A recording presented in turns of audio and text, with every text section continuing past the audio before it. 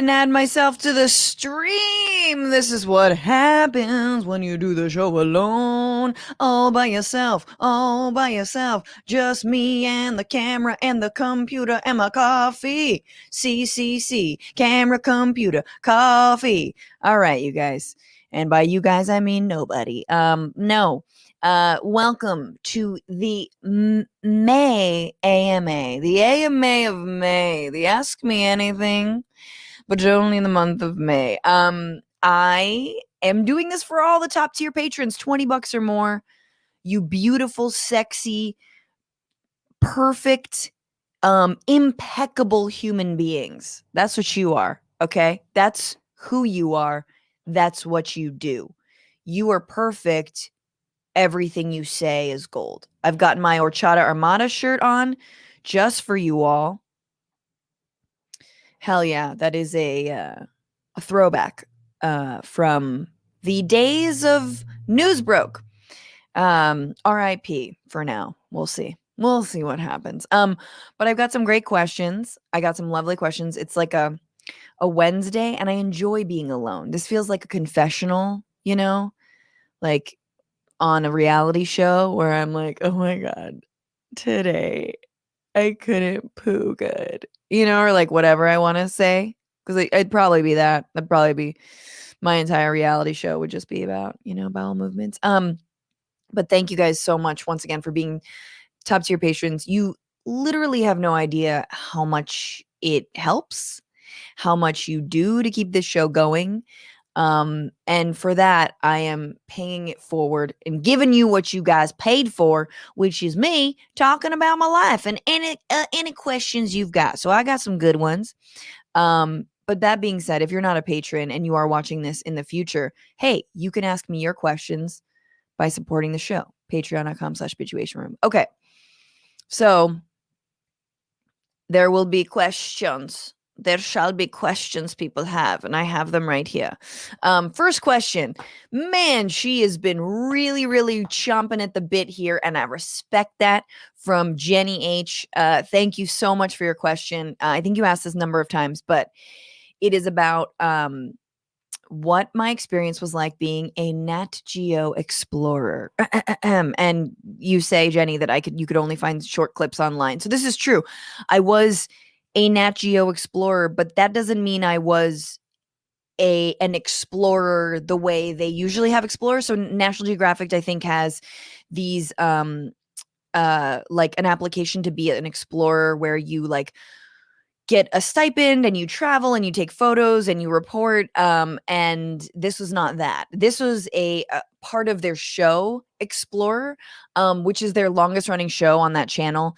And it had been rebooted a couple times. And so this was like the new reboot in like 2016. And I've done, I think, like 8 stories in total for Nat Geo. They stopped doing it. And they couldn't quite get the format right. It's a long story, but I was lucky enough to be a correspondent. Some of the stories I loved, they were like, yeah, we really like your personality. And then you see the final product and they've edited out all of your personality, which is always annoying. But so yeah, I got the job through agents, and the experience was great. And I wanted to follow that question up with another question that's related from Matt Gates on a white Ford Bronco, who I believe is of El Salvadorian descent, who's Salvadoran. And my job at National Geographic working on Explorer did take me down to El Salvador. And I believe there are some clips of me talking about what that was like. So Matt Gates on a white Ford Bronco asks how I ended up there and how I started writing, or how I did this story, which actually won me one of the few awards that I actually won back here rather than just honorary mentions. No, from Planned Parenthood, actually, for their excellence in reporting around abortion rights. And basically what had happened was that an awesome journalist who by the name of Nina Stralick, I think I'm pronouncing her last name right, a girl Nina, she wrote an article for Nat Geo, the print edition, about how El Salvador is criminalizing abortions up to 30 years to life, we're talking about.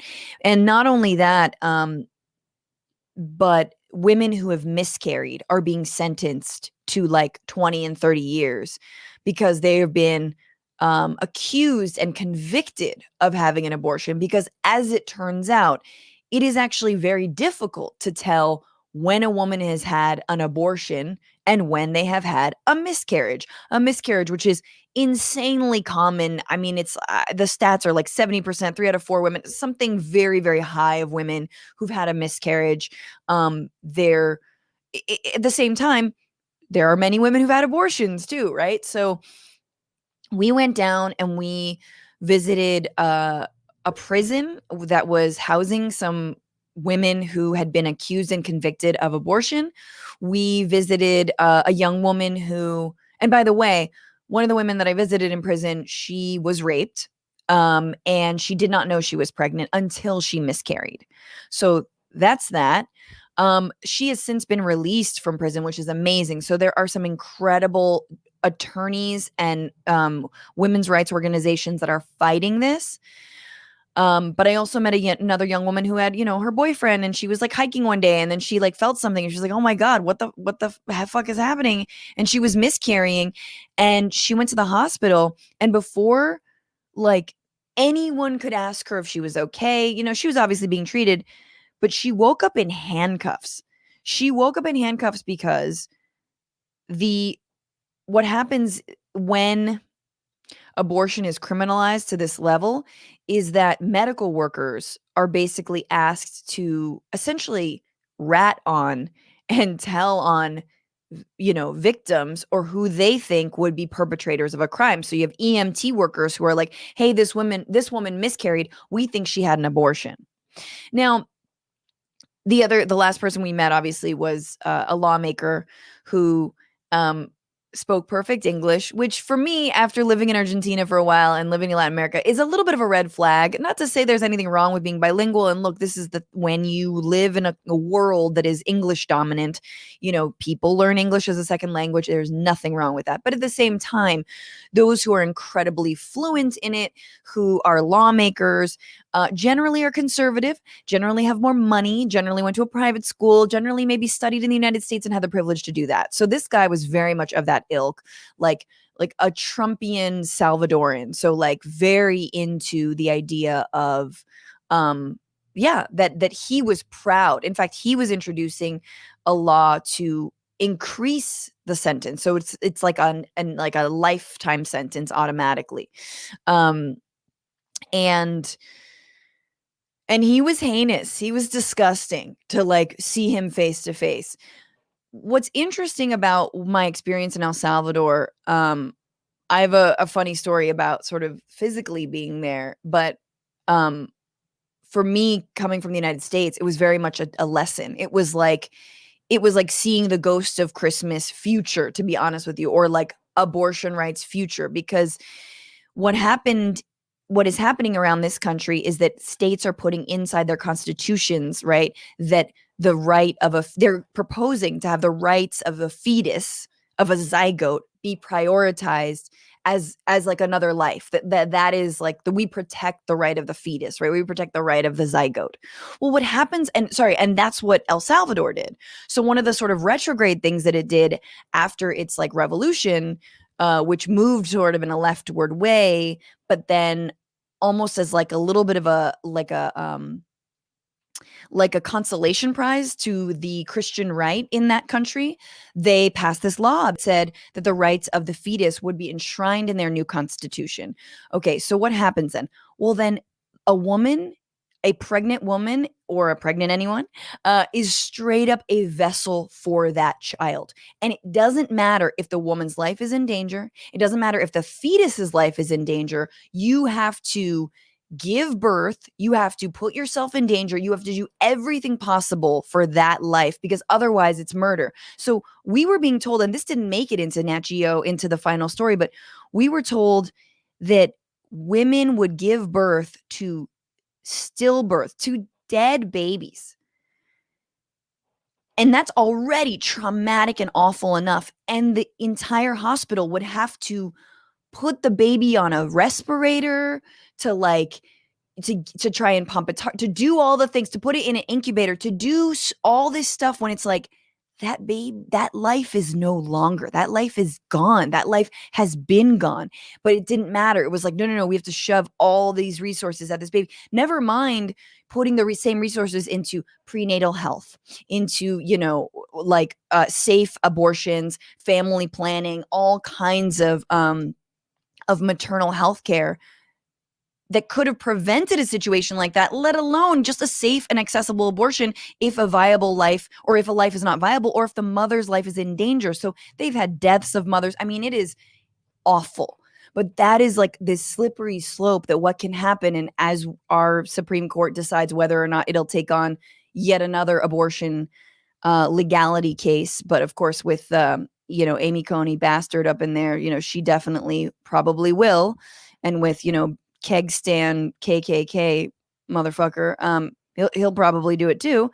That's what they're looking to do. They're looking to overturn Roe v. Wade, and they're looking, and this is it's the clearest example of when you see how, when you sort of, from a good place, when we prioritize the life of the zygote, of the fetus, yeah, there's nothing wrong with that. Yeah, pro-lifers, yeah, that's fine.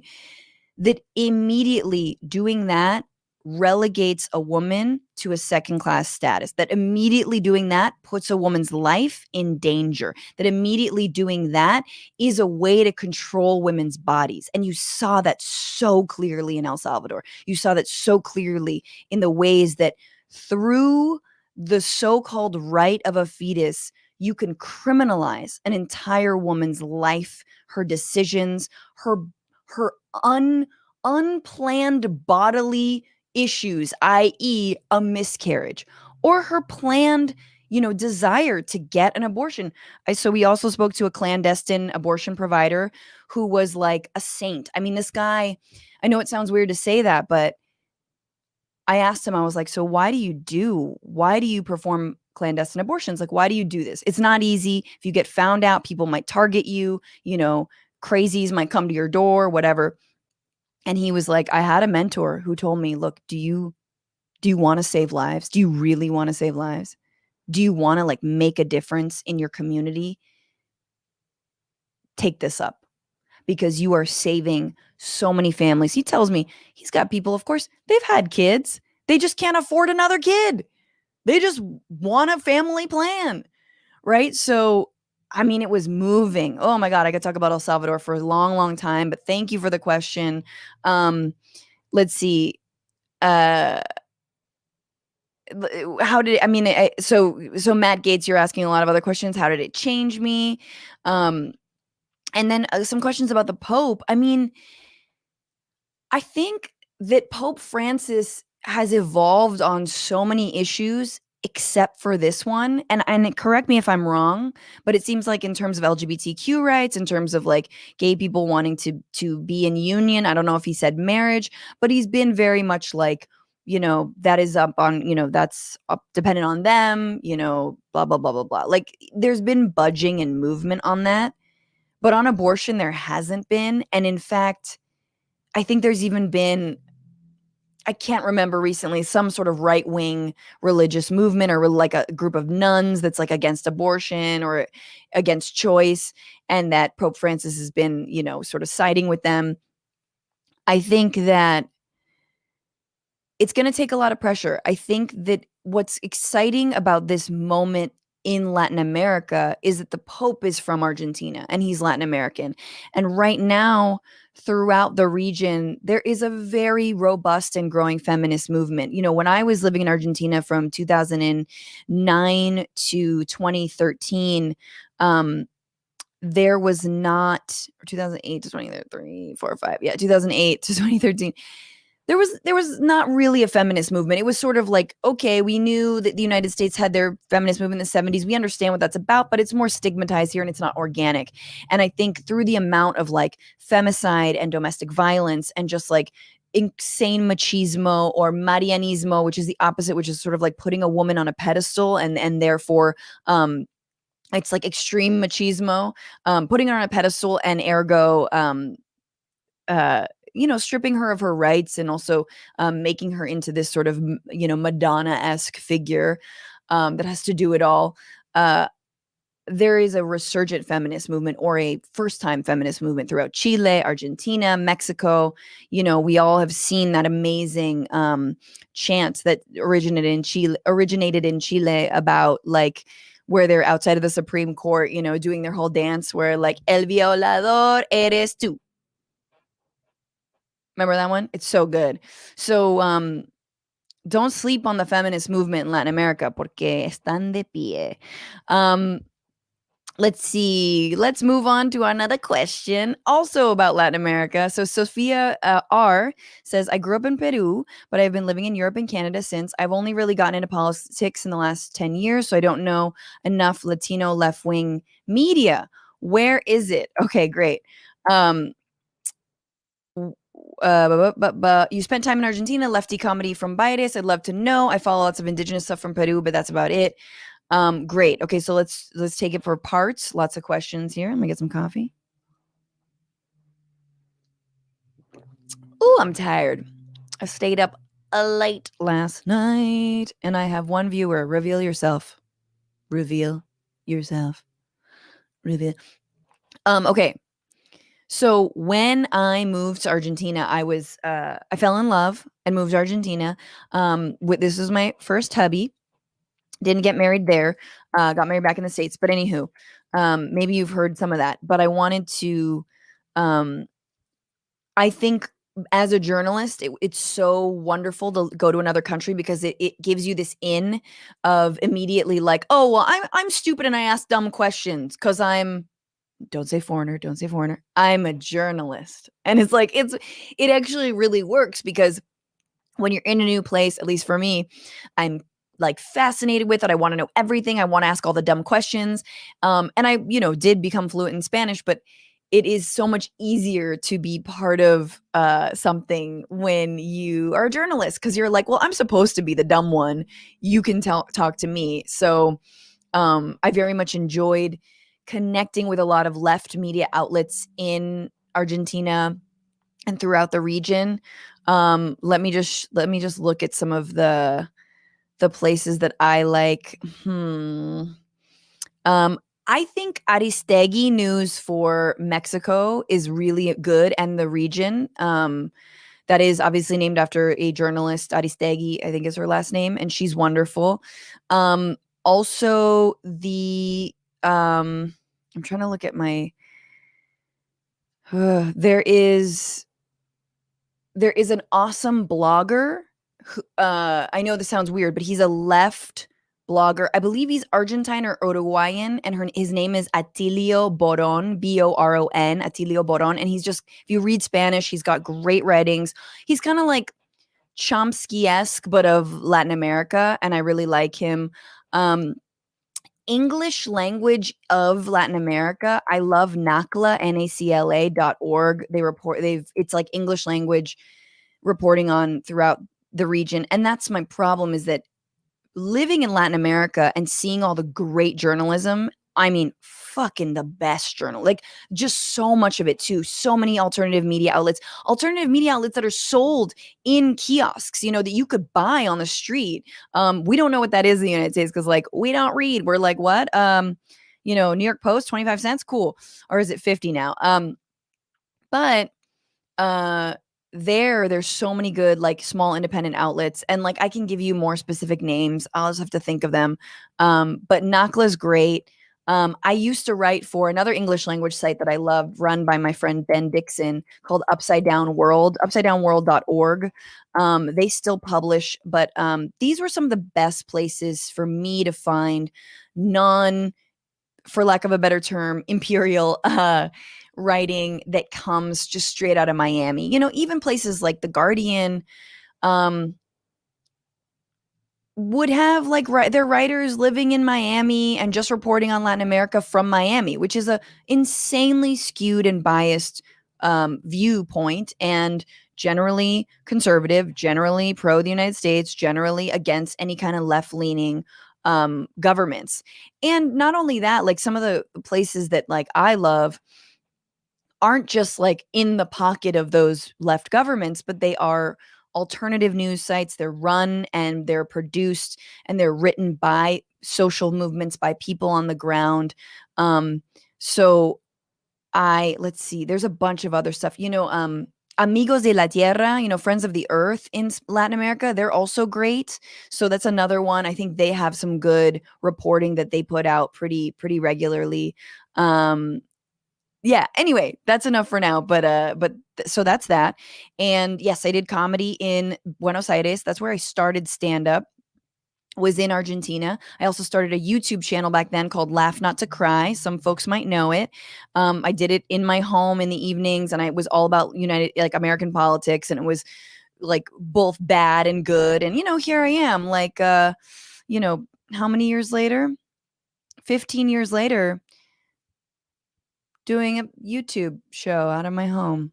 So anywho, we're getting places. No, I'm so happy to be doing it. I love it. But yeah, that's it was really fun to do English language stand up in Argentina. And then I would also do some Spanish language, which was fucking nerve wracking, but good. Like good shit, got laughs, really wanted to polish it, could have gotten even stronger and better. But it was a great place to just like work out new material and be a new comic. Be a host. I was like hosting the show, which is always a little bit of a thankless task. But it was fun. And I met some wonderful people down in Argentina. Just really good producers. And the other thing I'll say is, ironically, I got paid better down there as a new comic than sometimes it shows here. Right. So like in many other countries, and for those of you who are in other countries, or you should know that compared to the States, your government likely spends way more money than ours does. Ours, I think the United States spends something like 10 cents or like a nickel for like every citizen. Whereas like in Germany, it's something like $6 a year per person on like on culture and the arts. Yes, we have Hollywood, but when it comes to supporting actual artists, wherever they may be, in theaters, in music halls, in comedy clubs, that is very, very small. So, yay, Sophia! Sophia's here. What's up? I'm glad your baby's asleep, or your kid. Okay. Sophia, you asked about Russell Brand. That first of all, the fact that you put me and him in the same category is flattering, actually. Like I do like that. Russell Brand, I don't think is funny in terms of his stand-up, but like I think he's way more than just his stand-up, and I think he probably doesn't like to only do comedy. But what I love about Russell Brand is he is so fried. Like the dude did all the drugs, and is so beyond giving any fucks that he just is honest and like has had a taste of fame, has probably enough money, is like a tall, handsome guy who is confident and like knows himself and really isn't trying to please anybody, which I fucking love. So like him being like, here's my altar and let me show you what I'm gonna do, and celebrities suck, and it's like, here's someone who's not trying to like claw for anything, is not trying to gain anything. And like, even that can be a little bit of a grift. I understand that. But in every like media appearance and everything that he like says and does, it's like, oh, this guy is like out of fucks, very honest, and honest about being like really broken and also working on himself and like putting himself back together, which I find so refreshing from a so-called celebrity. So while I don't think he's the funniest guy, and I wouldn't judge him just on like the comedy side, I think some of the funniest people are just themselves, and they just kind of let it roll off the dome. And if I could be that searing and perfect off the dome, that'd be great. I think I need to do more heroin and then get clean, and then it'd be a whole thing. But thank you for that question. And this is gonna go long because I got all them questions, but you guys get what you pay for. That's exactly right. Let's alternate with some water. Sophia's not done, and now that her child is asleep, we can just hang. But she says, I have a lot of lore about what parts of my character and neuroses are from my German side and from my Peruvian side, which, oh my God, that is a tenacious combo, girl. Do you have something similar with China and Italy? Just curious. Oh, absolutely. I mean, it's making fun of the fact that I'm Chinese and Italian is like the first, 3 minutes of my comedy. I could do a lot of comedy about it, but it feels a little hack. So I'm like, I don't always. Bad jokes include, like two of the cultures with the best food and the biggest mafias, we'll feed you. Oh no, we'll kill you, but we'll feed you first, I think was the joke. I haven't done that in a really long time. Um, there's got to be jokes about like noodles and pasta, blah blah blah.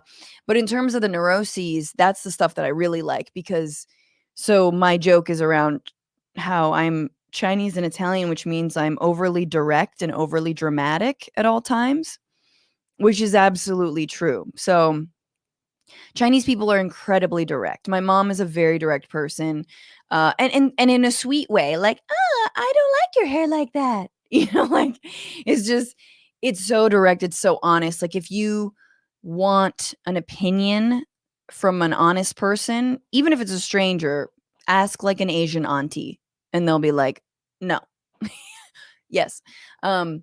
So I find, yeah, especially Chinese people, I can speak for maybe, that they seem very direct to me. And so I'm very direct. And I think that's a little bit, I can come off super crass because I'm direct. Like if friends ask me for advice, I'm like, he's trash, dump him. And they're like, how dare you?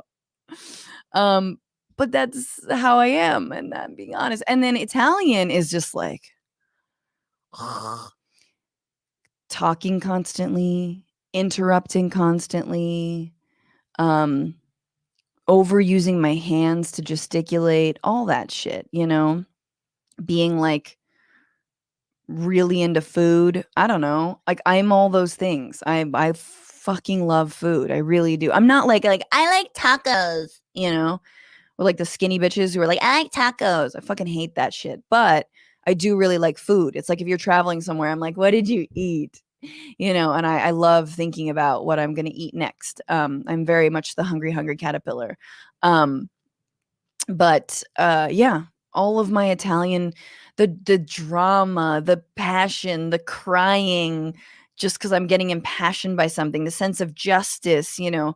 My dad used to be like he used to be like a student activist, ironically, because he's very different now, but and I'm like, oh, I see where I get it from. My dad tears up at every movie, and I do too, like all that mushy stuff. So it's like the mushy and the crazy and the impassioned with like a little bit more of a type A, organized, direct Chineseness. Anyway, oh my God, Sophia, you're in Berlin? Fuck. That sounds amazing. I want to go to Berlin. I did go to Berlin. Did I? I don't think I've been to Berlin. All right, one last question, but it's a doozy, you guys. You guys want to talk about anarcho-syndicalism? Let's do it. Okay, so this is from James V. Thank you, James, for the question. Thank you for being a patron. You're the best. He says, I saw in a previous AMA, you're a proponent of anarcho-syndicalism. I'm very much a technocrat statist myself, and I have concerns about any proposed system that reduces societal complexity because it's always lost when that happens. My question is, in your vision of a perfect in quotes, future, how would you propose anarcho-syndicalist society to arrange to get nephrologists, kidney doctors, or neurosurgeons, their training and accreditation and vetting of their skills and Okay, so this feels like a question about specialization and making sure people have training, which I'm curious that you think that, well, let's leave anarcho-syndicalism aside for a little bit, but the idea that a socialist or even a communist government would not prioritize any kind of medical or scientific experiment or accreditation and like complexity on that or training is very much not in line with what history tells us. So like, there are incredibly, like, I mean, look at, I'm not like tooting the horn of the Soviet Union, but also they did develop a space program, if you remember. Like, they are the reason that the United States went into space, because they launched the first fucking, what was it, satellite into space. And the US was like, oh shit, we got to do this. And that was all under a communist regime, right? This is a state funded program.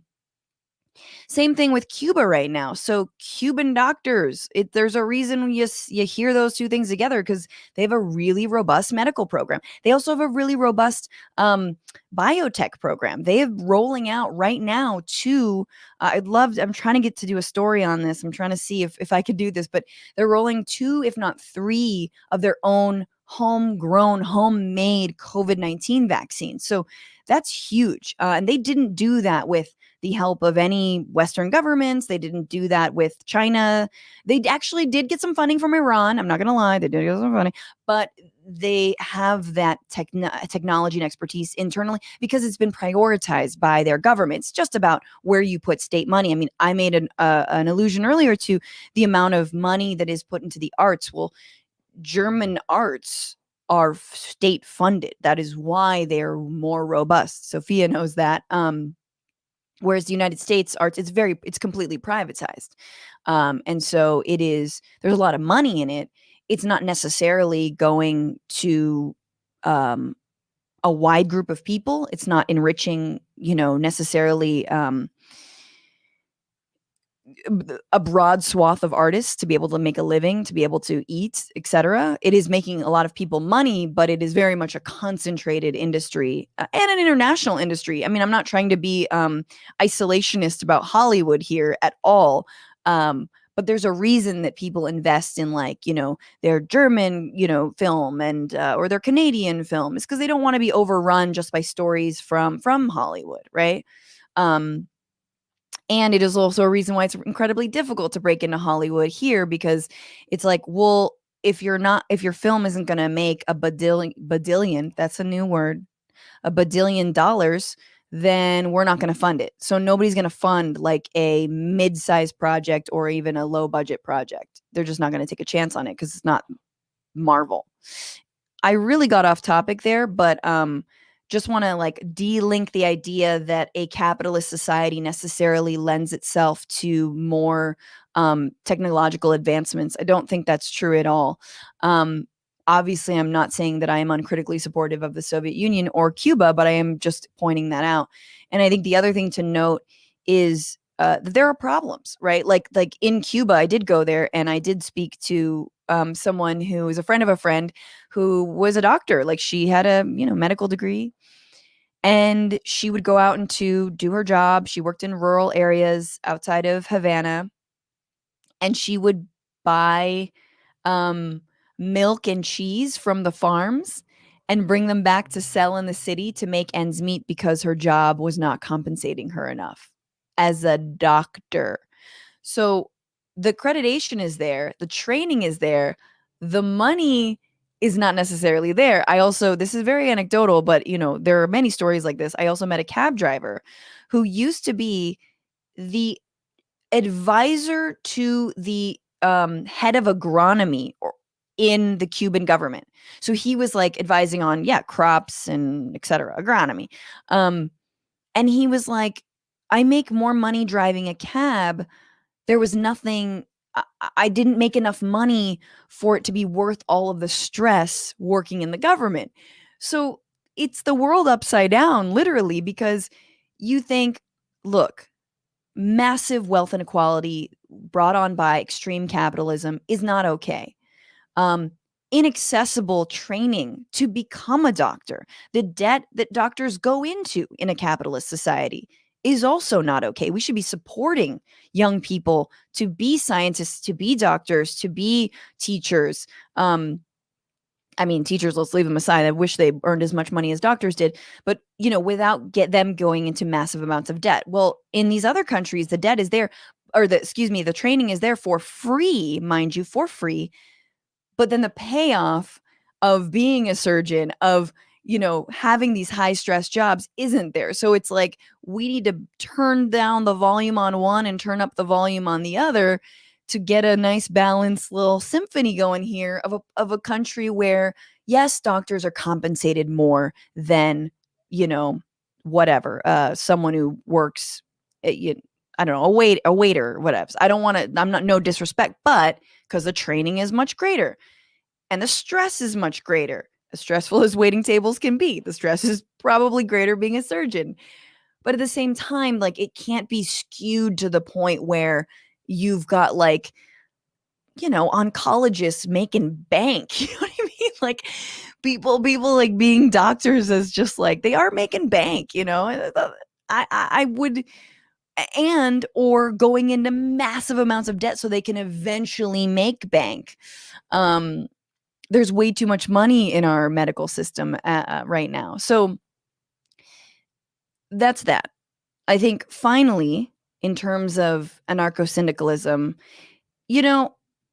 when I say that I'm an anarchist, I am, but I am not like a practicing, like, you know, like I've said on this show before, like, nah, fuck your borders, bro. I don't need a passport. I'm gonna walk into Mexico. Although I have done that, but no. um, Long story.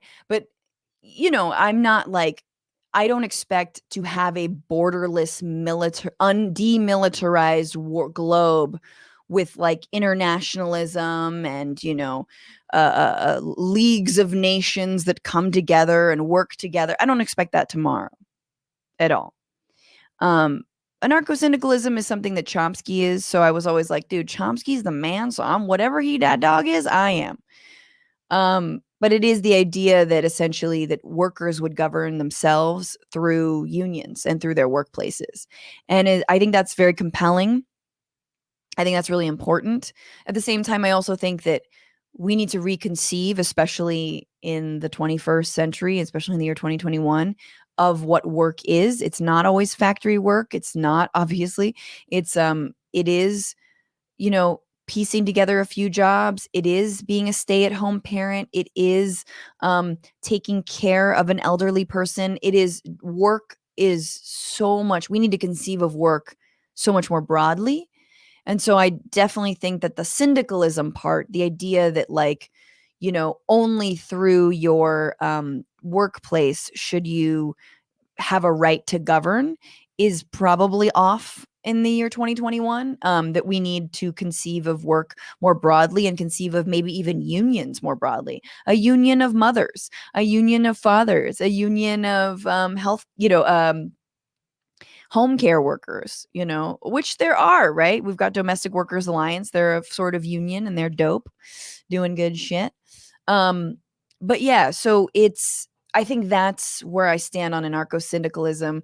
I will say that your idea that would make government more simple and less complicated is, honey, I wish